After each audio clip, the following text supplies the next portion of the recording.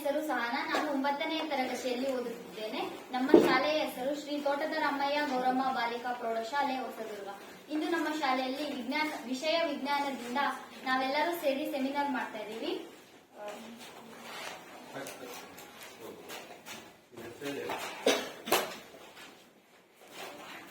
ನನ್ನ ಹೆಸರು ಸೌಂದರ್ಯ. ನಾನು 9ನೇ ತರಗತಿಯಲ್ಲಿ ಓದುತ್ತಿದ್ದೇನೆ. ನಾನು ಮಾಡುತ್ತಿರುವ ವಿಷಯ ಮಿಶ್ರಣಗಳು. ಮಿಶ್ರಣಗಳೆಂದರೆ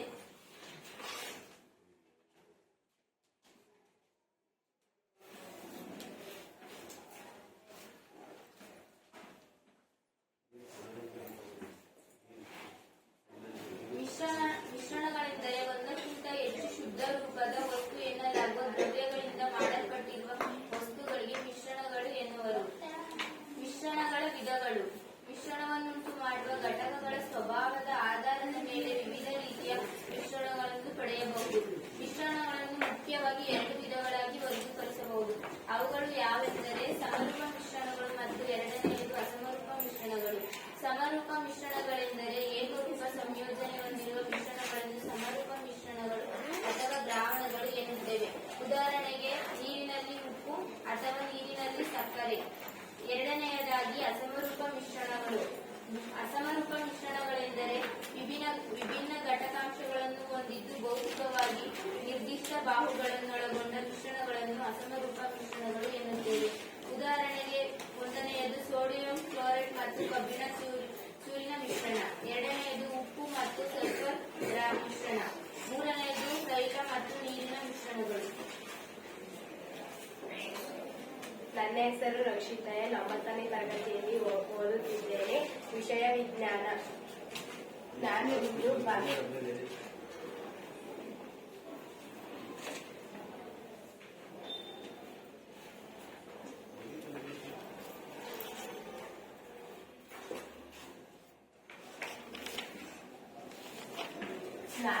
ಬಲ ಮತ್ತು ಚಲನೆಯ ನಿಯಮಗಳನ್ನು ಹೇಳುತ್ತಿದ್ದೇನೆ. ಬಲ ಎಂದರೆ ಚಲಿಸುತ್ತಿರುವ ವಸ್ತುವನ್ನು ವಿಶ್ರಾಂತ ಸ್ಥಿತಿಗೆ ತರುವ ಅಥವಾ ವಿಶ್ರಾಂತ ಸ್ಥಿತಿಯಲ್ಲಿರುವ ವಸ್ತುವನ್ನು ಚಲಿಸುವಂತೆ ಮಾಡುವ ಬಾಹ್ಯ ಕಾರಣವನ್ನು ಬಲ ಎನ್ನುವರು. ಬಲದಲ್ಲಿ 2 ವಿಧ: ಸಂತುಲಿತ ಬಲ, ಅಸಂತುಲಿತ ಬಲ. ಸಂತುಲಿತ ಬಲ ಎಂದರೆ ಒಂದು ಕಾಯದ ಮೇಲೆ 2 ಅಥವಾ ಹೆಚ್ಚು ಬಲಗಳು ವರ್ತಿಸುತ್ತಿದ್ದು ಕಾಯವನ್ನು ಸಮತೋಲನ ಸ್ಥಿತಿಯಲ್ಲಿರಿಸಿದರೆ ಅಥವಾ ಕಾಯವು ಇರುವ ಸ್ಥಿತಿಯಲ್ಲೇ ಇರಿಸಿದರೆ ಆಗ ಆ ಬಲವನ್ನು ಸಂತುಲಿತ ಬಲ ಎನ್ನುವರು.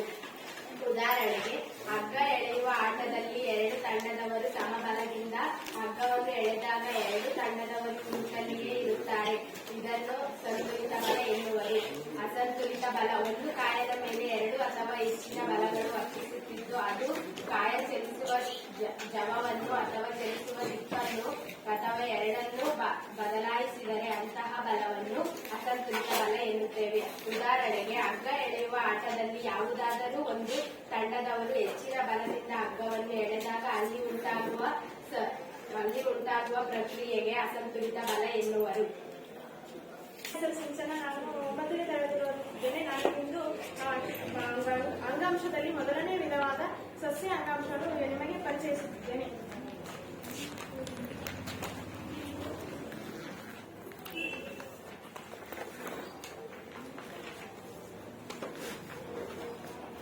ಸಸ್ಯ ಅಂಗಾಂಶ ಎಂದರೆ ಒಂದೇ ರೀತಿಯ ರಚನೆ ಮತ್ತು ಕಾರ್ಯಗಳನ್ನು ಒಂದೇ ಗುಂಪಿಗೆ ಅಂಗಾಂಶ ಎನ್ನುವರು. ಇವಾಗ ಅಂಗಾಂಶದಲ್ಲಿ 2 ವಿಧ: ಸಸ್ಯ ಅಂಗಾಂಶ ಮತ್ತು ಪ್ರಾಣಿ ಅಂಗಾಂಶ. ಸಸ್ಯ ಅಂಗಾಂಶದಲ್ಲಿ ನಾನು ಮೊದಲನೇ ವಿಧವಾದ ಸಸ್ಯ ಅಂಗಾಂಶವನ್ನು ನಿಮಗೆ ಪರಿಚಯಿಸುತ್ತಿದ್ದೇನೆ. ಸಸ್ಯ ಅಂಗಾಂಶದಲ್ಲಿ 2 ವಿಧ: ವರ್ಧನ ಅಂಗಾಂಶ ಮತ್ತು ಶಾಶ್ವತ ಅಂಗಾಂಶ.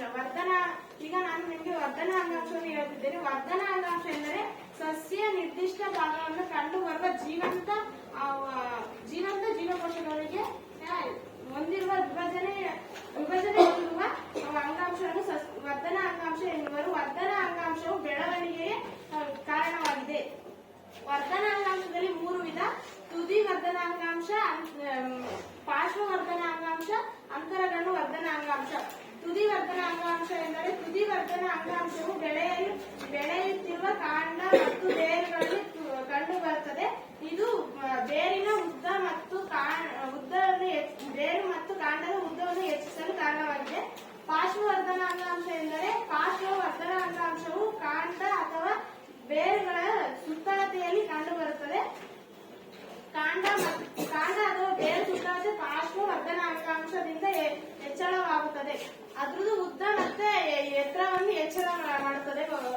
ಪಾರ್ಶ್ವವರ್ಧನ ಅಂಗಾಂಶ.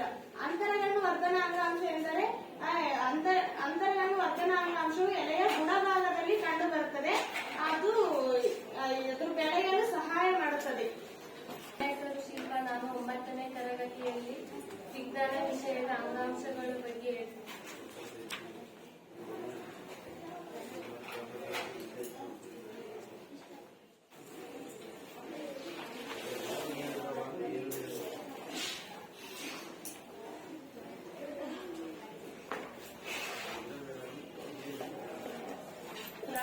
ಪ್ರಾಣಿ ಅಂಗಾಂಶದಲ್ಲಿ 4 ವಿಧಗಳು: ಅನುಲೇಪನ ಅಂಗಾಂಶ, ಸಂಯೋಜಕ ಅಂಗಾಂಶ, ಸ್ನಾಯು ಅಂಗಾಂಶ, ನರ ಅಂಗಾಂಶ. ಅನುಲೇಪನ ಅಂಗಾಂಶ ಎಂದರೆ ಪ್ರಾಣಿಗಳ ದೇಹವನ್ನು ಆವರಿಸಿರುವ ಅಥವಾ ರಚನಾತ್ಮಕ ಅಂಗಾಂಶಗಳನ್ನು ಅನುಲೇಪನ ಅಂಗಾಂಶ ಎನ್ನುವರು. ಅನುಲೇಪನ ಅಂಗಾಂಶದ ಕಾರ್ಯಗಳು: ಅನುಲೇಪಕವು ದೇಹದೊಳಗಿನ ಬಹುತೇಕ ಅಂಗಗಳು ಮತ್ತು ಕುಹರಗಳನ್ನು ಹೊದಿಕೆಯಾಗಿವೆ, ಆವರಿಸಿವೆ. ಅನುಲೇಪಕ ಅಂಗಾಂಶವು ದೇಹದ ವಿವಿಧ ಅಂಗವ್ಯೂಹಗಳನ್ನು ಪ್ರತ್ಯೇಕವಾಗಿರಲು ತಡೆಗೋಡೆಗಳನ್ನು ನಿರ್ಮಿಸುತ್ತವೆ. ಅನುಲೇಪನ ಅಂಗಾಂಶವು ದೇಹದ ವಿವಿಧ ಭಾಗಗಳ ನಡುವೆ ವಸ್ತುಗಳ ವಿನಿಮಯವನ್ನು ನಿಯಂತ್ರಿಸುವಲ್ಲಿ ಪ್ರಮುಖ ಪಾತ್ರ ವಹಿಸುತ್ತದೆ. ಚರ್ಮ, ಬಾಯಿಯ ಪದರ, ರಕ್ತನಾಳಗಳನ್ನು ಆಧರಿಸಿದ ಪದರ, ಶ್ವಾಸಕೋಶದ ಗಾಳಿಗೂಡುಗಳು ಮತ್ತು ಮೂತ್ರಪಿಂಡದ ನಾಳಗಳಲ್ಲಿಯೂ ಅನುಲೇಪಕ ಅಂಗಾಂಶದಿಂದ ಮಾಡಲ್ಪಟ್ಟಿವೆ.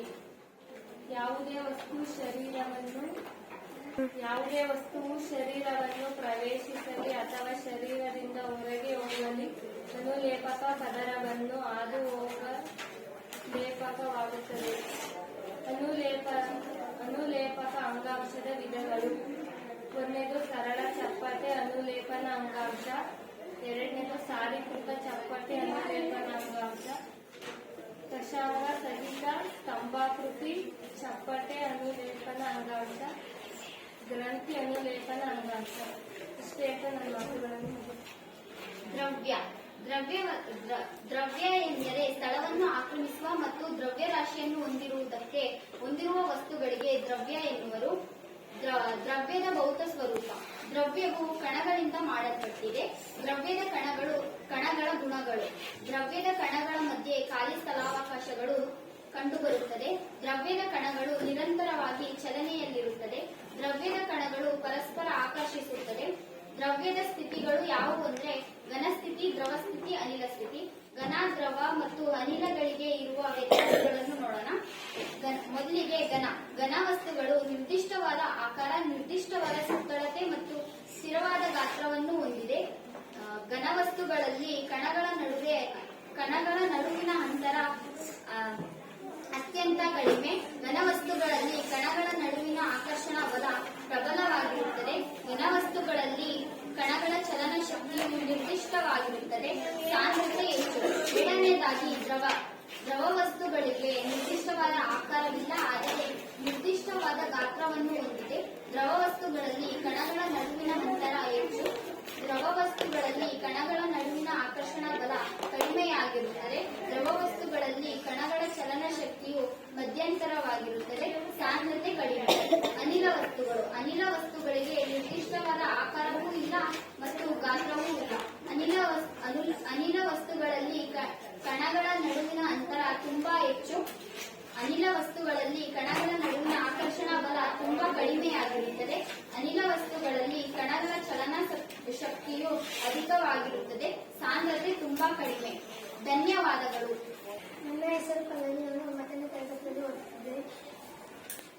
ಜೀವಕೋಶ ಎಂದರೆ ಜೀವಿಯ ರಚನೆ ಮತ್ತು ಕಾರ್ಯನಿರ್ವಹಣೆಯ ಮೂಲ ಘಟಕವನ್ನು ಜೀವಕೋಶ ಎನ್ನುವರು. ಜೀವಕೋಶದ ಆವಿಷ್ಕರಿಸಿದವರು ರಾಬರ್ಟ್ ಹುಕ್. ಜೀವಕೋಶವನ್ನು ಆವಿಷ್ಕರಿಸಿದವರು. ಜೀವಕೋಶದ ರಚನಾತ್ಮಕ ವ್ಯವಸ್ಥೆಗಳು: ಕೋಶ ಪೊರೆ, ಕೋಶ ಕೇಂದ್ರ ಮತ್ತು ಕೋಶ ದ್ರವ್ಯ. ಕೋಶ ಭಿತ್ತಿಯ ಕಾರ್ಯ: ಕೋಶ ಭಿತ್ತಿಯ ಕೋಶ ಪೊರೆಯ ಹೊರಭಾಗದ ಹೊರಭಾಗದಲ್ಲಿರುತ್ತದೆ. ಸಸ್ಯಗಳ ಕೋಶಭಿತ್ತಿಯು ಪ್ರಮುಖವಾಗಿ ಸೆಲ್ಯುಲೋಸ್ ಎಂಬ ವಸ್ತುವಿನಿಂದಾಗಿ ಸೆಲ್ಯೂಲೋಸ್ ಒಂದು ಸಂಕೀರ್ಣ ವಸ್ತುವಾಗಿದ್ದು ಸಸ್ಯಕ್ಕೆ ಆಧಾರ ಮತ್ತು ದೃಢತೆಯನ್ನು ಕೊಡುತ್ತದೆ. ಕೋಶಕೇಂದ್ರದ ರಚನೆಯ ಕಾರ್ಯ. ಕೋಶಕೇಂದ್ರದ ಪೊರೆ ನ್ಯೂಕ್ಲಿಯಸ್ ಮೆಂಬ್ರೇನ್ ಎಂಬ ಎರಡು ಪದರದ ಪೊರೆಯನ್ನು ಹೊಂದಿದೆ. ಕೋಶ ವಿಭಜನೆಯ ಸಮಯದಲ್ಲಿ ಮಾತ್ರ ಕ್ರೋಮೋಸೋಮ್ಗಳು ದಂಡಕಾಯ ರಚನೆಗಳ ಗೋಚರಿಸುತ್ತದೆ. ಕೋಶದ್ರವ್ಯ ಜೀವಕೋಶದಲ್ಲಿ ಕೋಶಪೊರೆ ಒಳಗಿರುವ ವಿಶಿಷ್ಟ ರಚನೆಗಳಾದ ಕಣದಂಗಗಳನ್ನು ಹೊಂದಿರುತ್ತದೆ. ದ್ರವರೂಪದ ವಸ್ತುವಿಗೆ ಕೋಶದ್ರವ್ಯ ಎನ್ನುವರು. ನನ್ನ ಹೆಸರು ಮಹಾಲಕ್ಷ್ಮಿ. ನಾನು 9ನೇ ತರಗತಿಯಲ್ಲಿ ಓದುತ್ತಿದ್ದೇನೆ. ಈಗ ನಾವು ಕಣದಂಗಗಳ ಬಗ್ಗೆ ತಿಳಿದುಕೊಳ್ಳೋಣ.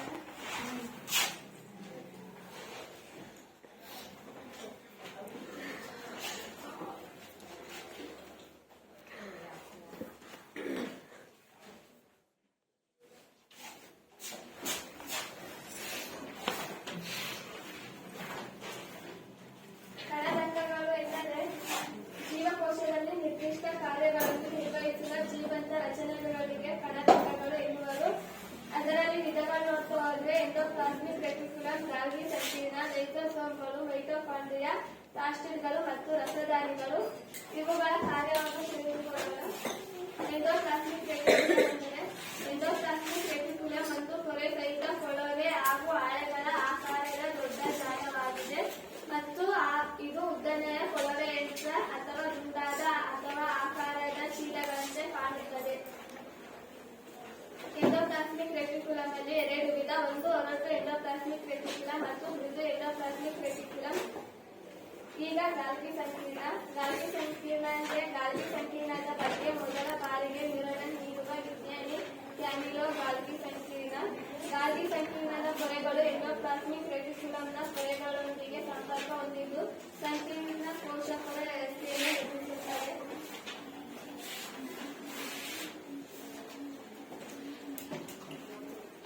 ಲೈಸೋಸೋಮ್ಗಳ ಬಗ್ಗೆ ತಿಳಿದುಕೊಳ್ಳೋಣ. ಜೀವಕೋಶಗಳ ತ್ಯಾಜ್ಯ ವಿಲೇವಾರಿ ಮಾಡುವ ಒಂದು ವಿವಿಧ ಘಟಕಗಳನ್ನು ಲೈಸೋಸೋಮ್ಗಳು ಎನ್ನುವರು. ಬ್ಯಾಕ್ಟೀರಿಯಾ, ಆಹಾರದ ಕಣಗಳಂತಹ ಪರಕೀಯ ವಸ್ತುಗಳು ಹಾಗೂ ವಯಸ್ಸಾದ ಕಣದಂಗಗಳ ಅಂತ್ಯವು ಲೈಸೋಸೋಮ್ಗಳನ್ನು ಆಗುತ್ತದೆ. ಅಲ್ಲಿ ಅವುಗಳನ್ನು ಲೈಸೋಸೋಮ್ ಸಣ್ಣ ಸಣ್ಣ ಕಣಗಳಿಂದಾಗಿ ವಿಭಜಿಸುತ್ತವೆ. ಮೈಟೋಕಾಂಡ್ರಿಯಾವು ಜೋಡಿಪೊರೆಯಿಂದ ಆವೃತವಾಗಿದೆ. ಮೈಟೋಕಾಂಡ್ರಿಯಾ ಜೀವಕೋಶದ ಶಕ್ತಿ ಕೇಂದ್ರದಿಂದ ಎನ್ನಲಾಗಿದೆ. ಪ್ಲಾಸ್ಟಿಡ್ಗಳು ಕ್ಲೋರೋಫಿಲ್ಗಳಲ್ಲಿ ಪ್ಲಾಸ್ಟಿಡ್ಗಳು ಕ್ಲೋರೋಪ್ಲಾಸ್ಟ್ಗಳೆನ್ನುವರು. ಸಸ್ಯಗಳ ದ್ಯುತಿಸಂಶ್ಲೇಷಣೆ ಕ್ರಿಯೆಯಲ್ಲಿ ಕ್ಲೋರೋಪ್ಲಾಸ್ಟ್ ಪಾತ್ರ ಪ್ರಮುಖವಾಗಿದೆ. ಕ್ಲೋರೋಫಿಲ್ನ ಜೊತೆ ವಿವಿಧ ಹಳದಿ ಮತ್ತು ಕಿತ್ತಳೆ ಬಣ್ಣದ ವರ್ಗಕಣಗಳು ಕ್ಲೋರೋಪ್ಲಾಸ್ಟ್ ಹೊಂದಿವೆ.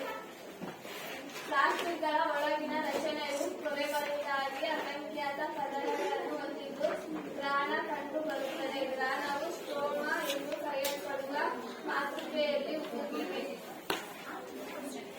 ರಸದಾನಿಗಳು ಘನ ಅಥವಾ ದ್ರವ ವಸ್ತುಗಳ ಸಂಗ್ರಹಣಾ ಚೀಲಗಳು. ಕೆಲವು ಸಸ್ಯ ಜೀವಕೋಶದ ಕೇಂದ್ರ ಭಾಗದಲ್ಲಿರುವ ರಸದಾನಿಯು ಜೀವಕೋಶದ ಗಾತ್ರದ 50% ರಿಂದ 90% ಭಾಗವನ್ನು ಆಕ್ರಮಿಸಿಕೊಳ್ಳುತ್ತದೆ. ಸಸ್ಯ ಜೀವಕೋಶದಲ್ಲಿ ಕಂಡುಬರುವ ರಸದಾನಿಗಳು ಸಸ್ಯ ರಂಗದಿಂದ ತುಂಬಿಕೊಂಡಿವೆ. ನನ್ನ ಹೆಸರು ಕ್ಷಾರೆ. ನಾನು 9ನೇ ತರಗತಿಯಲ್ಲಿ ಓದುತ್ತಿದ್ದೇನೆ.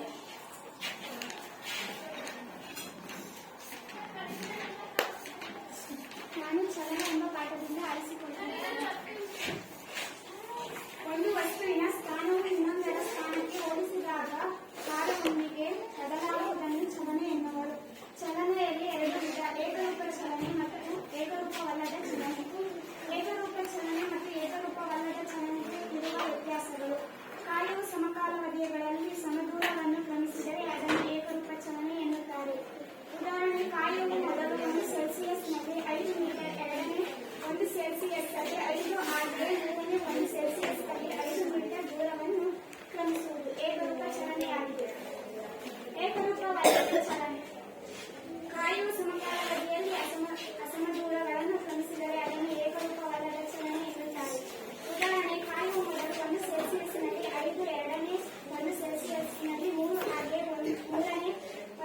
ಸ್ಪೇಸ್ನಲ್ಲಿ 4 ಮೀಟರ್ ದೂರವನ್ನು ಕ್ರಮಿಸುವುದು ಏಕರೂಪವಲ್ಲದ ಚಲನೆಯಾಗಿದೆ.